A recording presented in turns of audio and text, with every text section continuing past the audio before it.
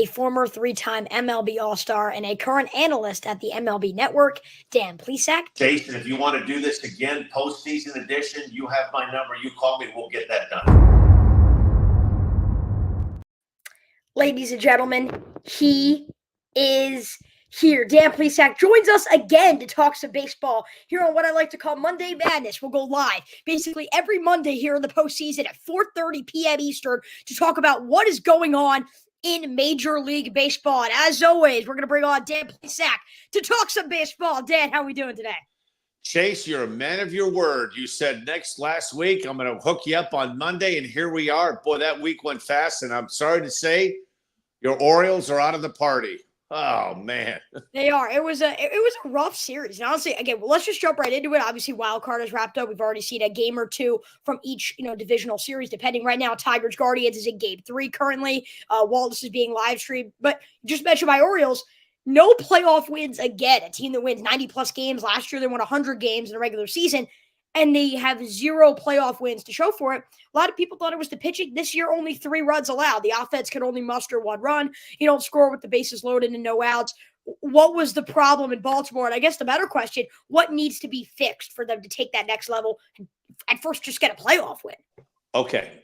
For starters, I thought the Orioles going into June and July were a better team than the Yankees. Yankees got off to that great start, April, mid-May. The Yankees hit a swoon. The Orioles started playing great baseball. They were scoring runs. The pitching was pitching very well. You just kind of got the feeling at the trade deadline they needed to make some changes. They need to upgrade their starting pitching. As you said, the difference in the postseason in 2 games wasn't the pitching. The pitching was really good. It was the inability to score runs. Right. I just felt like, Chase, the last 3 weeks, even though they had a good series in New York the last week of the season, but the division was already wrapped up, kind of the shine came off the Orioles. The bloom of the flower. I thought they were one of the better teams in baseball in June going into July. And I thought late August, early September, they were just an ordinary team. The starting pitching wasn't very good. Corbin Burns had a lousy month of August, had a great September. Zach Eflin, who they acquired, was brilliant. I don't know where they would have been without Zach Eflin. And in the postseason, they got a young team. A young team that got shut down by some good pitching. A young team that I think will be better in the long run. But a disappointment, because when you do what the Orioles did last year, you get all excited over the winter. You acquire Corbin Burns. You're thinking, okay, that's what we missed. We missed a guy like Garrett Cole. We missed a guy that could be that matchup guy. They got that guy. They were really good for 3 months, but Chase, the last month and a half, they didn't play like a very good team. They really didn't. And if you look at the statistics, a lot of the top teams in the league actually really didn't play. We saw the Dodgers kind of make a late season surge, but the Phillies even had that stretch in August and July where they weren't playing great. I feel like that was the best part about baseball this year, and we've talked about it now many times. There was so much parity in the league, and there was never really that top team that continued to dominate throughout the whole season. Yeah, there was. I think the biggest difference between, if you're talking about the Dodgers, the Padres, the Phillies, or what went wrong with the Orioles, there's a lot of postseason experience with the Phillies, with the Dodgers, and some of the guys on the Padres team, right? The Padres gave the Phillies all they wanted 2 years ago. If not for one swing by Bryce Harper hitting that home run to opposite field, who knows, maybe the Padres were going to the World Series and not the Phillies. So I think what it was is, as much as I love Gunnar Henderson, the player, I think Jackson Holly is going to be a terrific player. A lot of good, young players for the Orioles. This was a learning experience. It's disappointing when you feel like you could go deeper and they didn't take advantage of that, but that would be better. Now, with that said, I think what the Orioles need to do, they need to address the starting pitching. They need to address some issues at the back end of their bullpen. Love the lineup. Love the everyday players.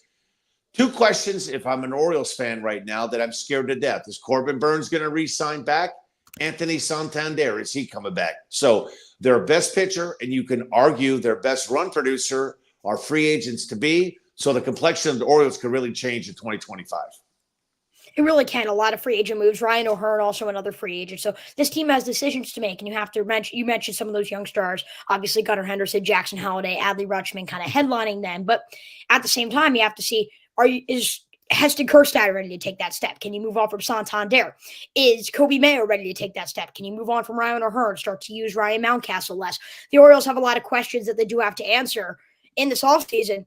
But another team that got eliminated, and shockingly, the two teams that I had in the American League Championship Series were Baltimore and Houston, the team that you had coming out of the American League. We're talking about all this postseason experience. I don't think there's a team who has more than the Houston Astros. They get swept by the Detroit Tigers. Was that series more a Detroit masterclass or Houston disappointing for the first time in this Astros era?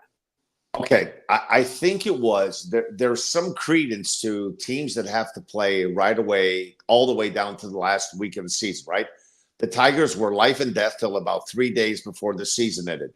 The Astros locked up the West a couple of weeks before the season was over. They really were home free. And unfortunately for them, I thought game one was a gigantic game, right? The Tigers, they're going to roll out their bullpen. They're going to use 4, 5, maybe 6 guys. And then you have Tarek Skubal, who, in my opinion, is the best starting pitcher stuff-wise. He and Zach Wheeler are the best 2 pitchers of the 8 teams that are remaining. So all of a sudden, you get a fresh Skubal who can shut anybody down. He goes 6 scoreless innings. You don't need to score a lot of runs. Right. Now the pressure is on the Astros because, you lose game 1. Game 2 is like, wait a minute, we got punched in the jaw. And it's not a 5-game series. It's not a 7-game series. It's best out of 3. You lose that first game, man, you are really behind the 8 ball. You could feel the tension as game 2 began. And quite honestly, Yordan Alvarez wasn't healthy. That didn't help the Astros. This might have been Alex Bregman's last game with the Astros. I thought they were going deeper. The bullpen, I was surprised Ryan Presley, who's usually very reliable, hadn't blown a save in his career in the postseason. He blew the save. Hader gave up the big hit to Ibanez. And just like that, the Astros were going home. And I look at this right now, and I know you're an Orioles fan. The Yankees have a paved road to the World Series right now. If the Yankees don't get to the World Series, it's going to be a huge disappointment because I thought the 2 roadblocks between the Yankees getting to the World Series were the Orioles or the Astros. With both of those teams gone, no excuses for the Yankees not to get there. Yeah, I've been talking to a lot of Yankees fans. Obviously, living in Connecticut, it's Yankees territory. So talking to a lot of Yankees fans, and I don't think that team's obviously incredible. I don't think Garrett Cole pitched as well as he hoped he should have in game 1. I think the pitching could be inconsistent, but you play a Kansas City team. I'm not quite sure how good they are. If it was more of a Baltimore kind of disaster, I guess you could say, in that wild card round. And then is Cleveland or Detroit kind of ready to take that next step? Obviously, Tarek Skubal for Detroit, but is their offense ready to play a team like New York? I don't know. So you're kind of right. The Astros and the Orioles were kind of those 2 teams that I was like, okay, can they get by either of those 2 teams to get to the World Series? They don't have to do that now. And I agree with you. I'd be shocked if the Yankees don't get to the World Series, just essentially with their schedule.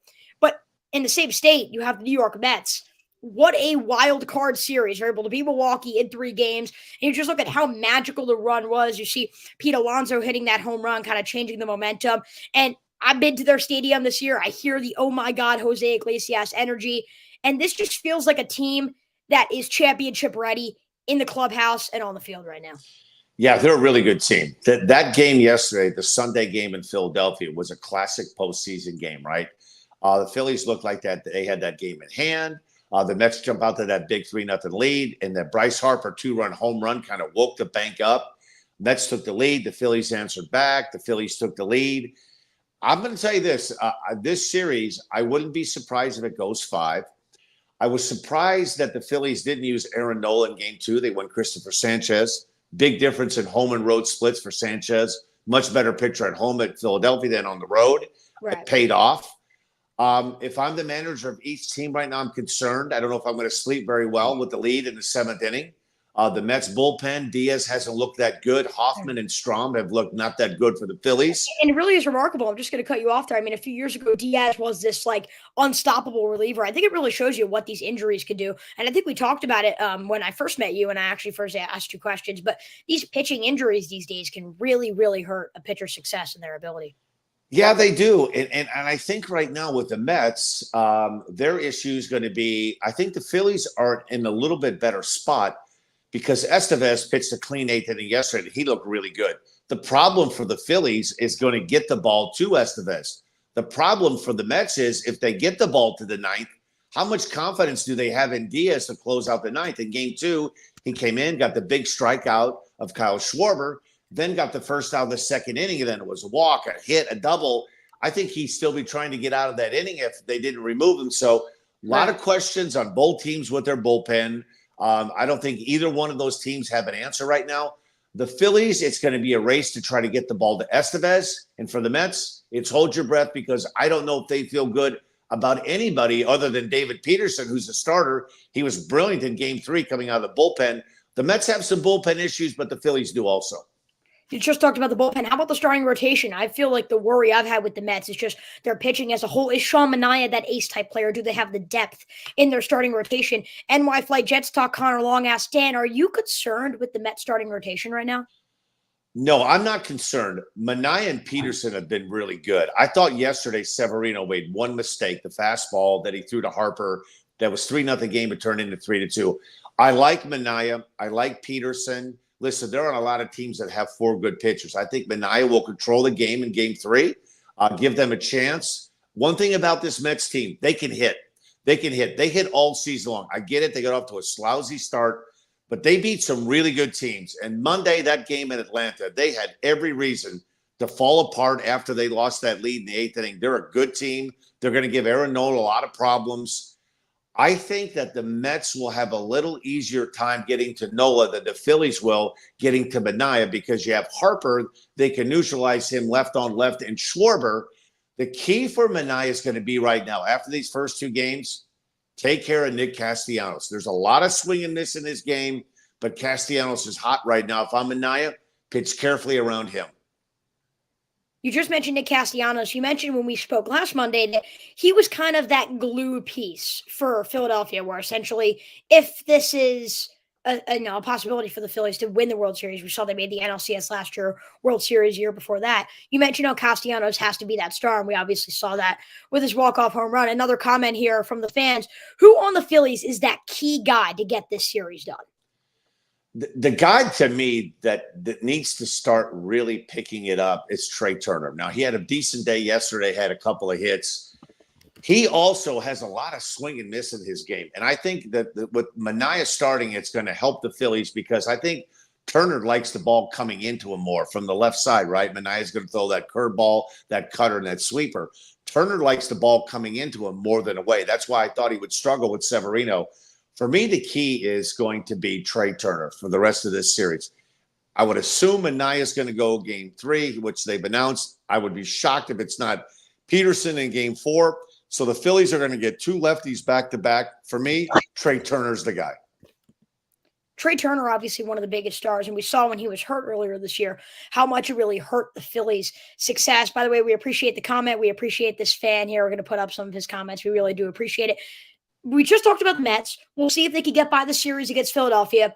We just talked about the Yankees. Any Subway Series potential? Oh, without a doubt.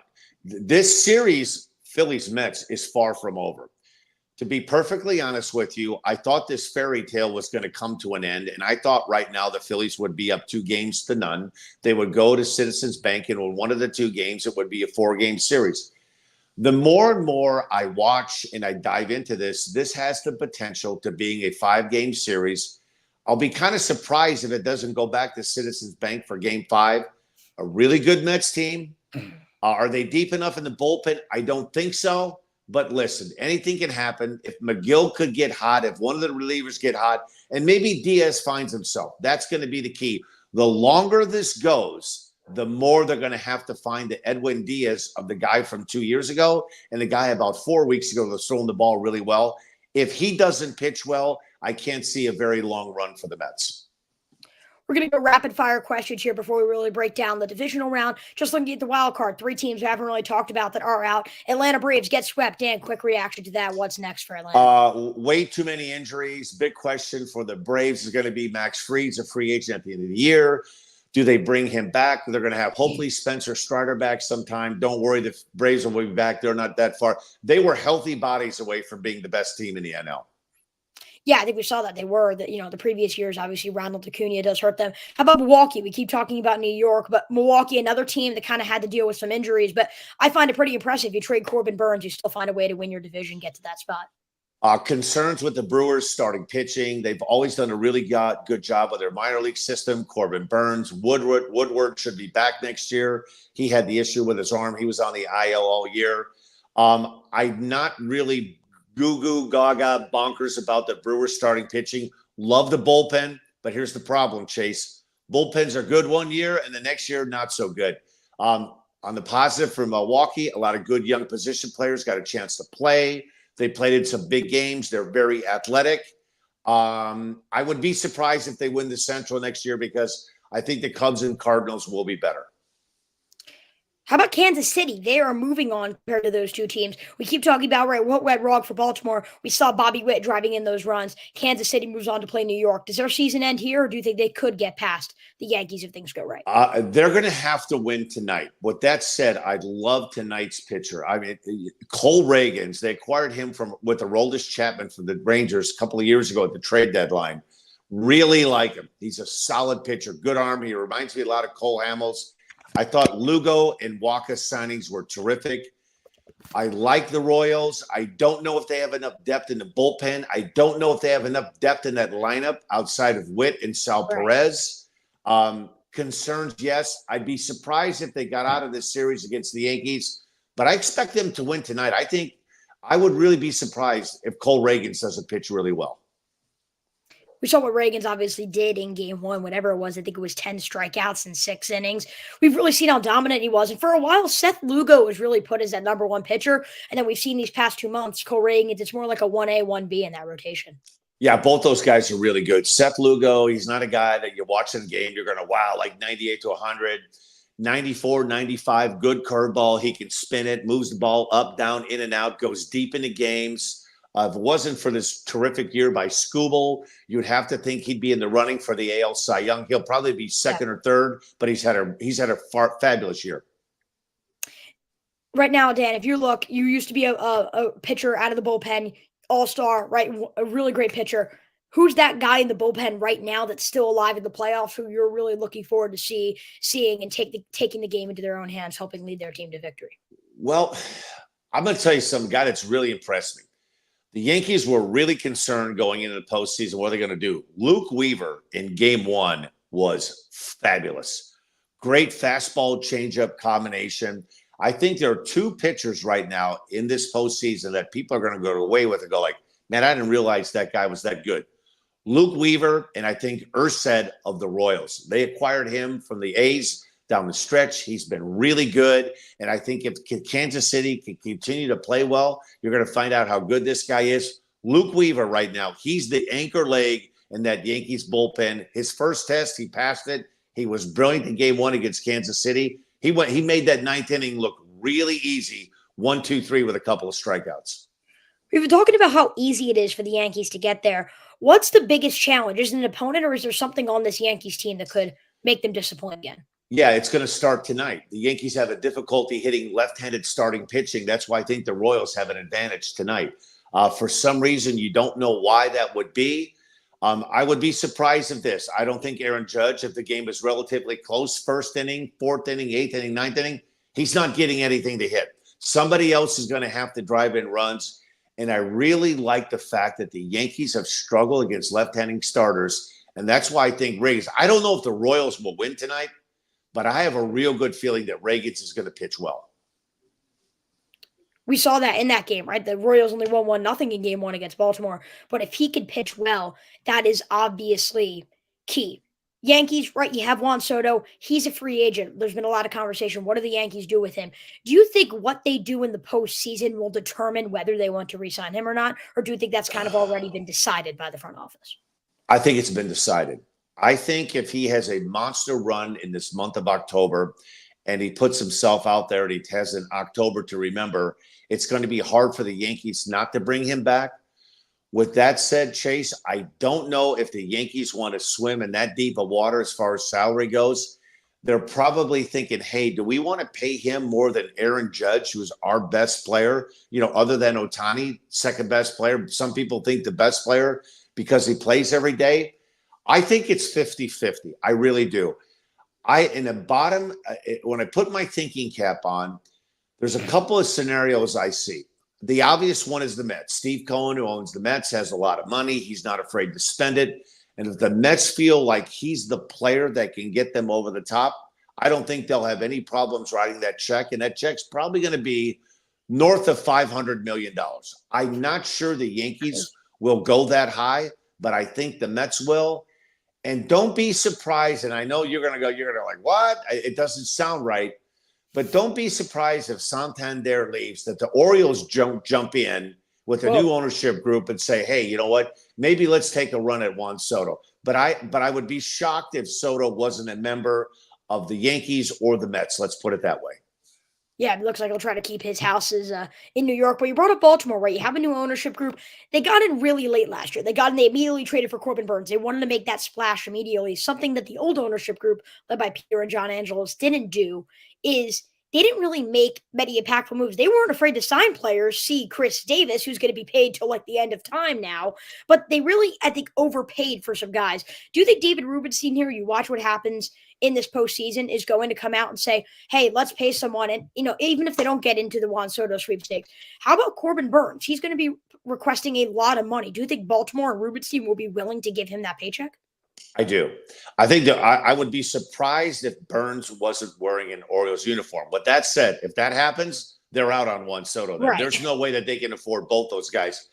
The one thing that the Orioles have that probably 27 or 28 teams don't have, they have an inventory of terrific young position players down in the minor league. So if they can't sign that guy in the free agent market, Mike Elias is going to have a lot of time this winter to evaluate the depth of their minor league system, and maybe, just maybe, one or two or three of those position players that a lot of teams covet, maybe they could swing a deal and acquire a starting pitcher.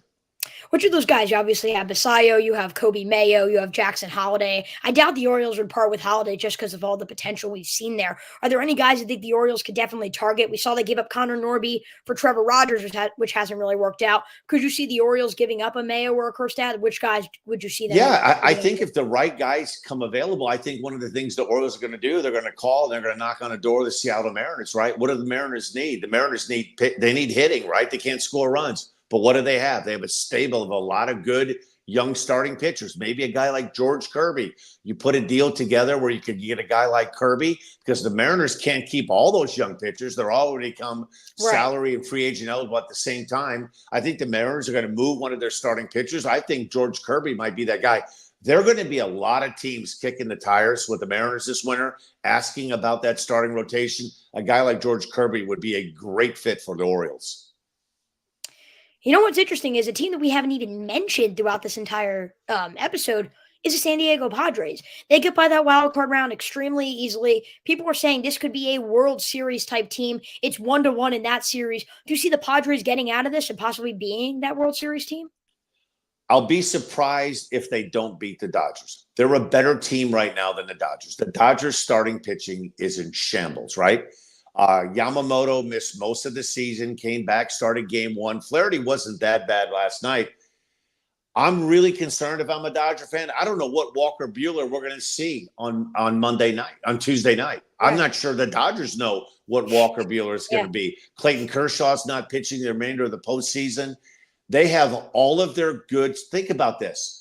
They went out and spent over $1 billion in about 2 weeks. And then they acquired Tyler Glasnow. He was supposed to be their ace. But as what has happened with Glasnow, it's a guy that has a hard time staying healthy. So the Dodgers, if you look at the names, you go, man, I love their starting pitching. The problem is 7 out of 8 of them, they're all hurt. And they're really struggling right now. Could you imagine being 1-1? You've got a guy in Walker Buehler, didn't pitch very well in a handful of starts. I don't think the Dodgers know what they're going to get. The Dodgers are going to play just like the Tigers are going to play and the Indians are going to play. If they get 4 or 5 really good innings out of Buehler, they're going to go that bullpen. I never thought in my lifetime when the season started that the Dodgers would be one of those teams that would game plan for a bullpen game. But I think that's the only way they can win, because I don't think that of the teams that are remaining outside of the Tigers, I think their starting pitching is not very good. who know who the Tigers play, they play Cleveland. Game 3 is currently going on right now. You mentioned you weren't really high on Cleveland and kind of like Milwaukee. I feel like they're like the same team in the American League and National League. Two teams that are kind of hot, had surprisingly great seasons, have a lot of offensive talent. Pitching could be inconsistent in the starting rotation. Do you see Cleveland getting by Detroit? If not, who's going to the ALCS? I think Cleveland's going to get by Detroit. This game that's going on right now, Scubal's pitching today, so that's kind of a flip of a coin. I don't know if the Tigers have enough depth starting pitching. I do know this. The Guardians have a lot of depth in that bullpen. I think the Guardians win this series. They're going to end up playing the Yankees, and I think the Yankees are going to have their way with the Guardians.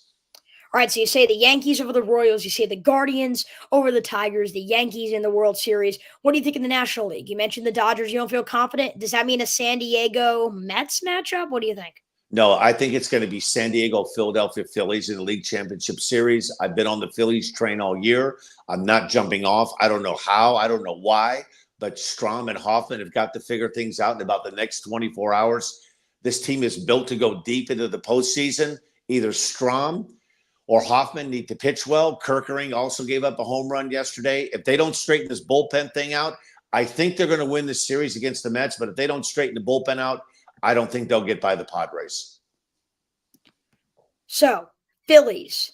No, you say the Padres actually you're going to pick over the Phillies, excuse me? No, I'm saying I'm going Phillies Yankees in the World Series. I think it's a collision course for those two teams. I know a lot of people would disagree and say it's going to be Yankees and Padres. I like the Phillies. I've been with them all year. They've been the team that I think I would fear the most. The bullpen's not pitching well right now.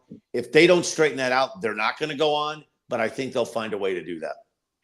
So you have two of the biggest fan bases in sports, Philadelphia and New York, two of the best teams in baseball. Phillies, Yankees, World Series, and we're going to keep talking about the postseason. So we're going to keep track of all these predictions that we have. I have something a little different.